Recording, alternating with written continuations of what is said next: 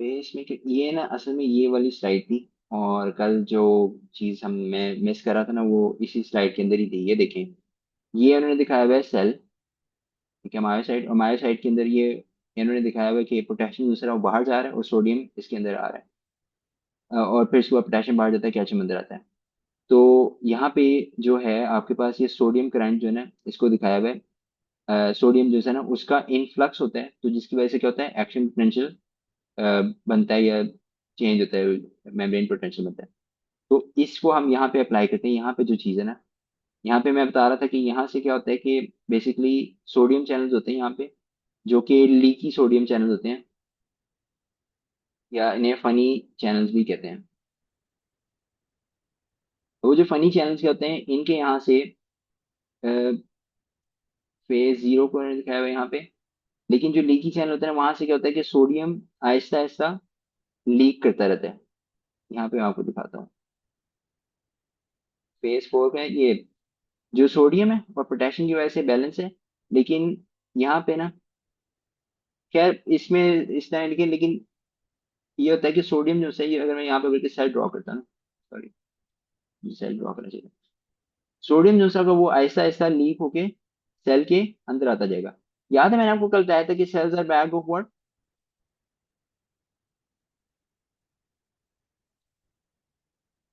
Potassium, ठीक है।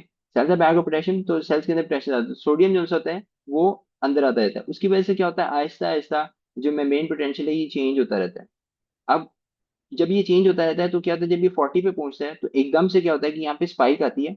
और यहाँ पे जो सोडियम के ना दो गेट्स होते हैं, आपको दिखाता हूँ यहाँ पे, ये दो गेट्स होते हैं, एक होता है एक्टिवेशन गेट और एक होता है इनएक्टिवेशन गेट। अब सिर्फ ये है कि नॉर्मल जो है ना -70 पे क्या होता है कि एक्टिवेशन गेट क्लोज्ड है और इनएक्टिवेशन गेट ओपन है। अब जब बात पहुंचती है ना यहाँ पे, बात कितने पे पहुंची है, -40 पे। अब यहाँ पे देखें, -55 से ऊपर -40 पे जब बात पहुंचती है ना, तो यहाँ पे क्या होता है कि सोडियम चैनल के दोनों गेट्स ओपन हो जाते हैं। अब वो जो दोनों गेट्स ओपन होते हैं तो उसकी वजह से एकदम से स्पाइक आती है और ये पोटेंशियल जो है ये एकदम से ऊपर जाता है, ठीक है, 10 MV तक।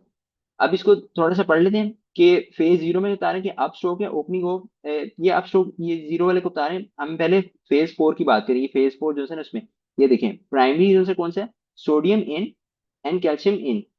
यहाँ पे इनिशियली इसे हम जो है ना बात आ रही है कि सोडियम जो है वो आहिस्ता आहिस्ता जब सेल के अंदर आ रहा होता है तो ये आहिस्ता आहिस्ता ऊपर जाता रहता है। जब यहाँ पे -40 पे पहुंचता है तो सोडियम एकदम से आता है और साथ जो है ना वो कैल्शियम जो है उसका भी वो भी गेट ओपन होता है। अब इसको यहाँ पे पढ़ते हैं फेज फोर को, slow spontaneous diastolic depolarization due to IF which is funny current. IF channels responsible for slow mix sodium inward potassium outward current। मैं सोडियम बता रहा हूँ, इसमें वो कह रहे हैं कि साथ पोटेशियम भी आउटवर्ड थोड़ा सा जाता है slow, different from sodium in phase zero of ventricular potential action potential. वो हम अभी पढ़ेंगे कि किस तरह से डिफरेंट है। Accounts for automaticity of SA and AV node. The slope of phase four in the SA node determines heart rate. अब यहाँ पे बात आएगी कि ये जो स्लोप है ये डिटरमिन करती है हार्ट रेट को। अब अगर यहाँ पे मैं ऐसे करता हूँ कि स्लोप ऐसे है और ये ऐसे जाके ऐसे जा रही है, और फिर स्लोप थोड़ी सी मतलब कि ज्यादा हो गई है और ये, तो इस केस में क्या हो रहा है कि हार्ट रेट जो सा होगा वो ज्यादा होता जाएगा। जब हार्ट रेट ज्यादा होगा तो स्लोप क्या होगी, ज्यादा होगी। अब अगर हार्ट रेट कम होगा तो ऑब्वियस सी बात है स्लोप जो है वो कम होगी। Make sense.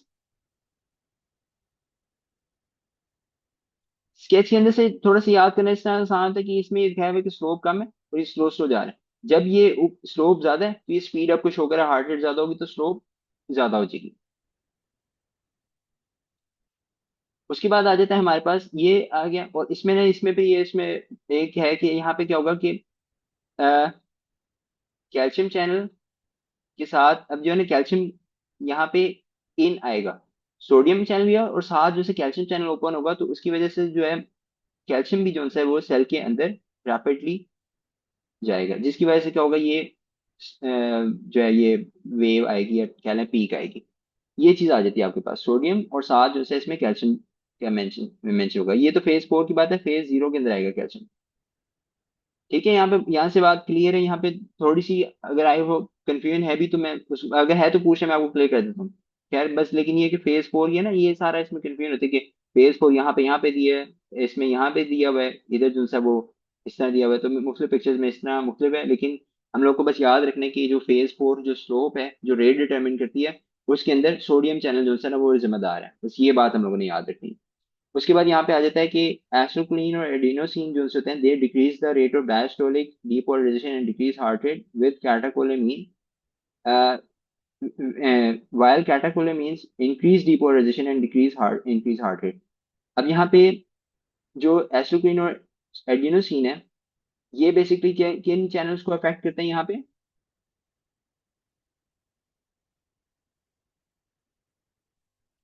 आईएफ, ठीक है, सोडियम आईएफ करंट कह लें या सोडियम चैनल जो है, ठीक है, तो आईएफ को करते हैं। ये बात है कि अब उसके मैकेनिज्म, चल मैं देखता हूँ इसके मैकेनिज्म कि सोडियम चैनल जो है ना उनकी एक्टिविटी को बढ़ा देते हैं, ये जो है कैटेकोलिन जो होता है ये सोडियम चैनल की एक्टिविटी को बढ़ा देते हैं, जिसकी वजह से ये हार्ट रेट और डीपोलराइजेशन ज्यादा हो जाती है। और जो एस्ट्रोक्विन और एडिनोसिन जो है ना, ये फास्ट जो सॉरी जो सोडियम चैनल होते हैं ना स्लो, उनको स्लो करते हैं, जिसकी वजह से हार्ट रेट जो है ना वो डिक्रीज होता है। तो इसको हम बाद में भी पढ़ेंगे, क्योंकि जब हम एरिथमिया पढ़ेंगे तो उसके साथ इनको क्लियर करेंगे। उसके बाद आते हैं हमारे पास फेज जीरो। फेज जीरो के अंदर ये जो है ना, यहाँ पे इतना सा लिखा हुआ है, इसके अंदर जो मेन आपके पास है वो कैल्शियम चैनल है, लॉन्ग कैल्शियम चैनल है वो जो ओपन होंगे। इसके बाद up stroke opening of voltage gated sodium channel calcium channel, voltage gated calcium channel है जो कि ओपन होंगे, जिसकी वजह से ये क्या होगा कि अप स्ट्रोक आएगा। Fast voltage gated sodium channels are permanently inactivated because of the less negative resting potential of these cells। अब यहाँ पे देखिएगा कि नेगेटिव पोटेंशियल रेस्टिंग पोटेंशियल कितना हो गया, जीरो हो गया ना। तो ये यहाँ पे देखें कि ये जो सोडियम, इसके अंदर जो ओपन कितने पे होते हैं, -55 से +30 के दरमियान, ये -9 पे। तो अभी कितना हो गया -10 हो गया ना। तो -10 पे क्या होता है कि दोनों जो होते हैं वो यहाँ पे डिक्रीज हो जाते हैं, -10 इसके दरमियान में ओपन आना चाहिए।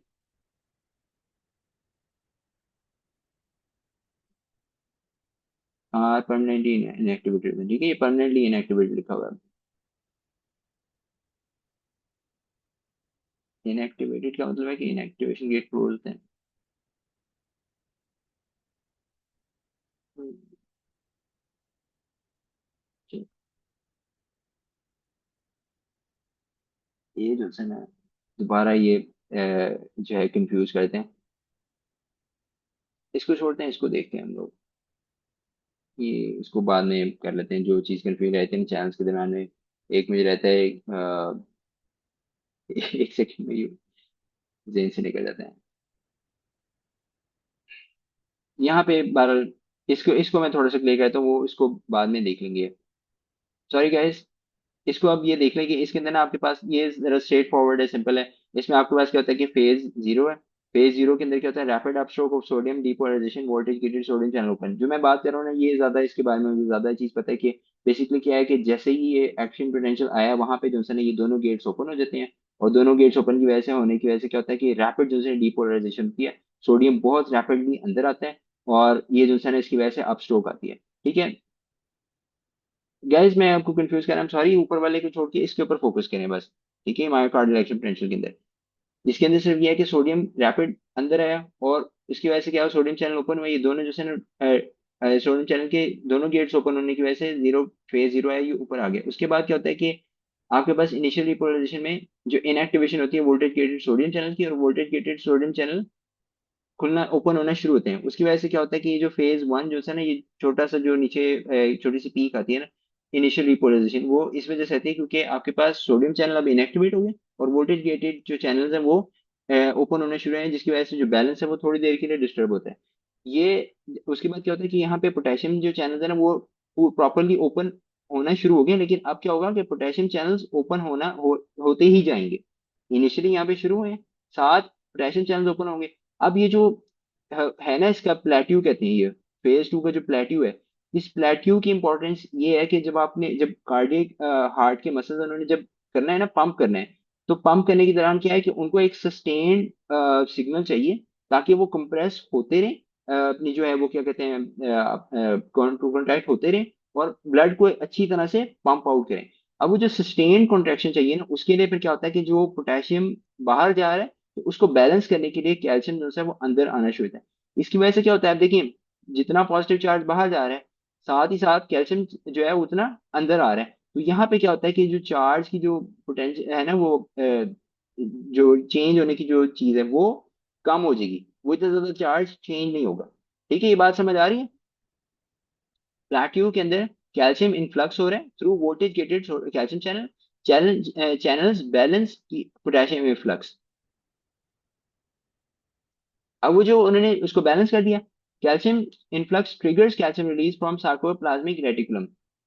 यहाँ पे एक चीज है कि जो हम स्केलेटल जो स्केलेटल मसल है उसके अंदर भी पढ़ेंगे और कार्डिक मसल में भी पढ़ेंगे, कि क्या होता है कि कैल्शियम जो है वो सेल के बाहर मौजूद होता है, कैल्शियम वहां से सेल के अंदर आता है, और आर ई आर जो है, या सिर्फ एंडोप्लाज्मिक सार्कोप्लाज्मिक जो होता है ना, एंडोप्लाज्मिक रेटिकुलम होता है, उसको कहते हैं एस ई आर कह देते हैं, एक ही कहते हैं एंडोप्लाज्मिक। अब ये जो एस ई आर है, इसके अंदर जो है वो कैल्शियम पड़ा होता है, एस ई आर के अंदर भी कैल्शियम पड़ा होता है। लेकिन अभी क्या होता है कि कैल्शियम उसके अंदर पैक है, जब ये बाहर से कैल्शियम अंदर आता है और यहाँ पे कैल्शियम इंक्रीज होता है सेल के अंदर, तो वो क्या करता है कि एस ई आर के अंदर जो कैल्शियम था उसको भी रिलीज करवा देता है। अब जब ये बहुत ज्यादा कैल्शियम सेल के अंदर हो जाता है, तो फिर क्या करता है, ये अच्छी तरह से एक्टिन और मायोसिन जो फिलामेंट्स होते हैं उनकी आपस में कॉन्ट्रैक्शन करवाता है। अभी इसको हम मजीद जब पढ़ेंगे ना, वो इसका फेज है जो स्ट्रोक फेज वाला, तो वो क्लियर हो जाएगा। अभी सिर्फ ये बात याद रखनी कि कैल्शियम सेल के अंदर आ रहा है, और कैल्शियम सेल के अंदर आना एक अच्छी बात है, क्योंकि इसकी वजह से कॉन्ट्रैक्शन ज्यादा होती है। यहाँ तक बात समझ आ गई? उसके बाद आई थी हमारे पास रैपिड रिपोलराइजेशन। रैपिड रिपोलराइजेशन में क्या हो रहा है कि कैल्शियम जो चैनल हैं वो अब बंद हो जाएंगे, कैल्शियम चैनल बंद हो गए, closure of voltage gated calcium channel, और साथ ही क्या है कि पोटेशियम जो है वो अब तेजी से बाहर जाना शुरू हो गया। जब पोटेशियम तेजी से बाहर जाना शुरू हो गया, तो उसकी वजह से क्या होता है कि अब ये रिपोलराइजेशन होना शुरू हो गया, रैपिड रिपोलराइजेशन होना शुरू हो गया इसका, और इसकी वजह से ये स्लोप नीचे आ गया। और ये रैपिड रिपोलराइजेशन चलती रहती है, इसमें क्या होता है कि पोटेशियम चैनल ही ओपन रहता है, जिसकी वजह से रिपोलराइजेशन होती रहती है। अल्टीमेटली क्या होता है कि जो ये रेस्टिंग मेम्ब्रेन पोटेंशियल है वो अचीव हो जाता है। ये आ गया। अब जो होता है ना आपके पास कॉन्ट्रास्ट स्केलेटल मसल के अंदर क्या है कि cardiac muscle action potential has plateau due to calcium influx. ये इंपॉर्टेंट बात है कि आपसे मतलब हमें ये पता होना चाहिए एग्जाम के पॉइंट ऑफ व्यू कि कैल्शियम इनफ्लक्स जो है ना, that is important for the plateau and calcium influx, उनके दरम्यान में जो बैलेंस है उसकी वजह से, लेकिन ज्यादा इंपॉर्टेंट इसमें कैल्शियम का रोल है। Cardiac muscle contraction requires calcium influx from extracellular fluid to induce calcium release from sarcoendoplasmic reticulum. Calcium induced calcium release, calcium आया अंदर और कैल्शियम ने यहाँ से कैल्शियम रिलीज करवाया, और जो है उनके दरमियान में क्या हुआ, एक्साइटेशन कॉन्ट्रैक्शन कपलिंग जो है वो मसल के दरमियान, जो एक्टिन मायोसिन फिलामेंट्स होते हैं उनके दरमियान में।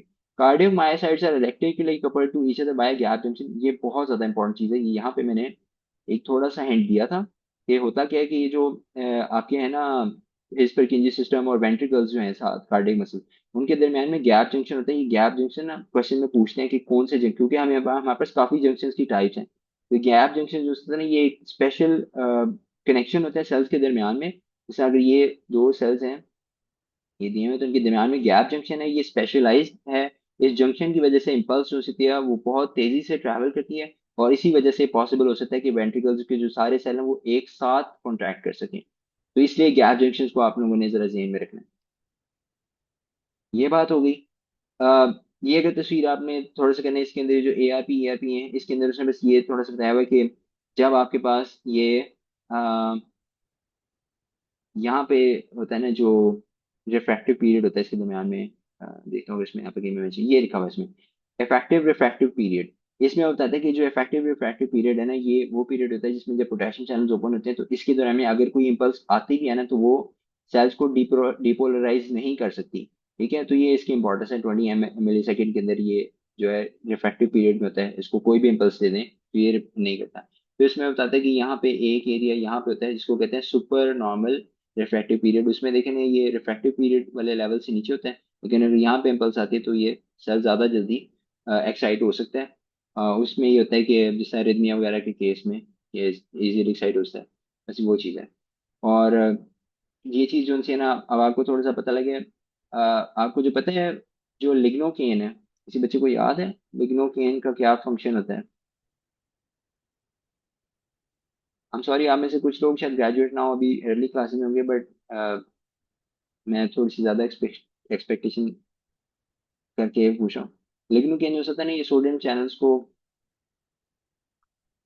ब्लॉक करता है, या उसको ना उनके ऊपर एक्ट करता है। तो उसकी वजह से क्या होता है कि ये एज ए लोकल एनेस्थेटिक इसी तरह काम करता है कि सोडियम चैनल से इंटरफेयर करता है। मुझे भी ये नहीं याद कि ब्लॉक करता है उनको एक्टिवेट करता है, लेकिन होता क्या है कि जब ये सोडियम चैनल्स के साथ करता है ना, मॉडिफाई करता है, तो उसकी वजह से क्या होता है कि अ, जो इम्पल्स होती है ना, वो एक दफा जब डीपोलराइज हो जाता है ना, हाँ, ये सोडियम जी इस तरह हुआ ना कि फिर ये क्या, उसको एक दफा जिस तरह आप कह लें कि हम सेल के अंदर इम्पल्स गई, इस इम्पल्स जनरेट, तो इस केस में क्या हुआ, सोडियम को क्या होगा, सोडियम सेल के अंदर जाएगा या बाहर रहेगा, ये क्या होगा सोडियम, बल्कि ये मैं सॉरी वैसे पूछता हूँ कि सोडियम जो है वो सेल के अंदर जाएगा या बाहर जाएगा, अगर इस तरह की इम्पल्स है, ये नॉर्मल कोई भी सेल, स्किन का कैसे सेल सेल की बात करें, उस केस में क्या होगा?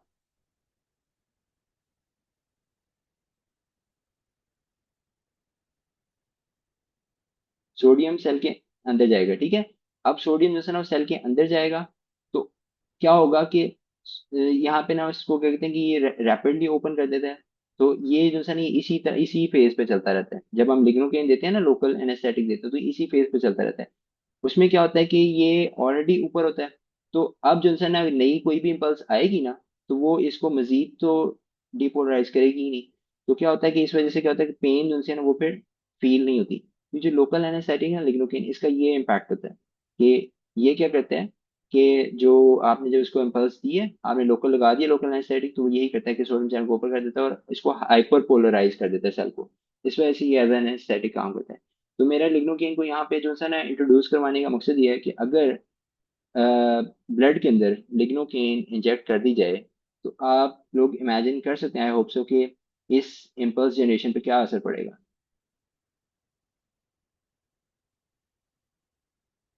डीपोलराइजर हाइपोपोलराइज हो जाएगी, तो उसकी वजह से रिदम खराब होने का चांस होगा या नहीं होगा?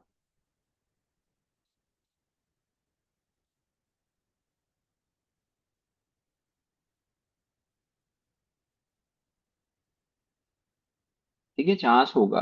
ये देखिए ना, यहाँ पे सोडियम चैनल्स हैं, उनके साथ कह रहा है सोडियम चैनल्स को जो है ये क्या कर रहा है कि इंटरफेयर करेगा जब ब्लड के अंदर से जाके कार्डियक सेल्स के अंदर, तो ये जो नॉर्मल ऐसे रिदम है उसको खराब कर देगा। ये जो है ना, इसलिए जब लिग्नोकेन जब आप लगाते हैं, लोकल लगा रहे हैं, तो उसको आपको पता है ना प्लंज करते हैं, तो इसलिए करते हैं कि हम देखते हैं कि जो है ना ब्लड वेसल्स के अंदर या जो वेन है उसके अंदर ना डायरेक्ट इंजेक्टेड है उसके अंदर। बहरहाल खैर ये ऑफ द टॉपिक बात है, हम इसको बस कंक्लूड ही कर रहे हैं अभी आज के लिए। तो उसमें होता है कि 0.3 से लेके 0.5 जो है mg पर केजी, कुछ इस तरह से होता है। तो अगर एक 60 kg का पेशेंट है, उसको अगर एक 10 ml वाला जो इम्प्यूल होता है, 1% होता है वो, अगर आप 10 ml वाला लिग्नोकेन उसको डायरेक्ट इंजेक्ट भी कर देंगे ना, तो वो पेशेंट जो सा होगा वो उसको मतलब ऑब्वियसली इट्स नॉट गुड, लेकिन ये है कि 10 ml पे इसके अंदर जो है ना वो होती है कुछ ऑलमोस्ट कोई 40 mg कुछ बनती है इस तरह। तो वो इतनी ज्यादा नहीं होती कि उसको रिदम को डिस्टर्ब कर सके। तो ये सारी है कि जब हम एंटी रिदमिक्स पढ़ेंगे ना, तो एंटी रिदमिक में लिग्नोकेन जो है एज एन एंटी रिदमिक काम करती है, वो इसी सोडियम चैनल के साथ इंटरफेयर करती है। ठीक है गाइस, आज की क्लास जो है इसको